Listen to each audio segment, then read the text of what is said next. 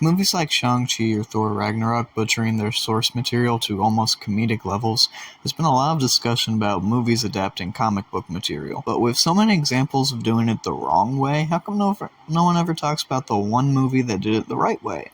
Accident Man stars Scott Adkins and is probably my top one comic book adaptation for actually sticking so close to the original story that literal exact bits of choreography from the comic book are done in the movie. The comic series follows Mike Fallon, a professional hitman in a world of cartoony hitmen with gimmicks.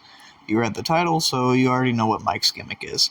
And the best bits in the comic are where you get to see him doing his job. They're super great fun, and my favorite is his kill in the third story arc where he uses a lawnmower and electricity. Mike's a great character, more mean-spirited and cunning than the characters he's obviously taking influence from, but he's got an inner sadness to him brought on by the death of his ex-wife that works very well for dramatic pathos, especially when he finds out that his wife was killed by his very own colleagues. The first arc is what the film adapted to a near-perfect degree. Scott Adkins was an excellent choice for the role, charming and witty but with enough of a roguish side about him to play the character super well. On top of that, he nails the action sequences as always. His battle against Michael Jai White and the other guy, I'm so sorry, is super great stuff with awesome bits of bone-crushing sound effects to really sell the pain in all these hits. The action in the comic is amazing stuff too. The action paneling by Martin Edmond as well as his sharp, angular style lend itself well to brutal fight scenes that are so good the movie literally adapts specific bits of choreography bit for bit, like in the bar sequence. Not even Raimi's Spider-Man did stuff like this. It is an amazing extra step of commitment to bringing the character to the big screen. Of course, not everything is the same. The movie adds some stuff and rearranges some other bits. The sword fight at the end against Amy Johnstone was originally against some bodyguard. Just a quick correction. I noticed in the middle of editing, but for some reason or another, I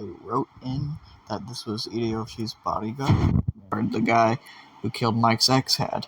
Also, there's an added fight against a character who was only a gag character from the second arc of the comic.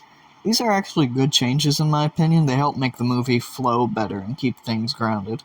Other things are also expanded upon, like Mike's relationship with the owner of the bar all the assassins visit being shown in more detail.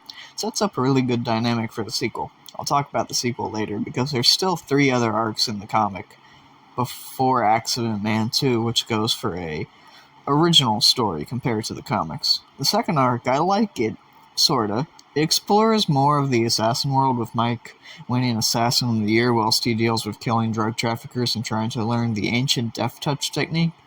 Boy, if you thought you had a bad day at work, my man's Mike's get his car blown up, his Armani suit ruined, his sensei tries to kill him, and he gets called in on his day off. As a follow-up, it lacks the emotional tension and weight of the first, and the art by Duke Maiden is a step down from his predecessor. The coloring's a bit ugly, and he's nowhere near as great at shading or action paneling as Martin Edmond.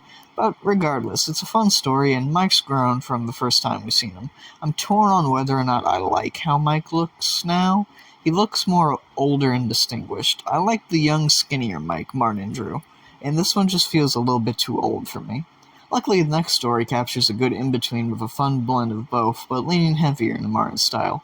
I'm not going to spend too much time on that one, though, just because I don't have much to say about it, beyond thinking it's a good arc. I like it, it's just there's not much to say. Howard Chaykin for the final story does the same, and I sorta like it. He goes for the same thing Duke did, but I enjoy it more there because it fits in with Chaykin's style of grounded, gritty, and grimy.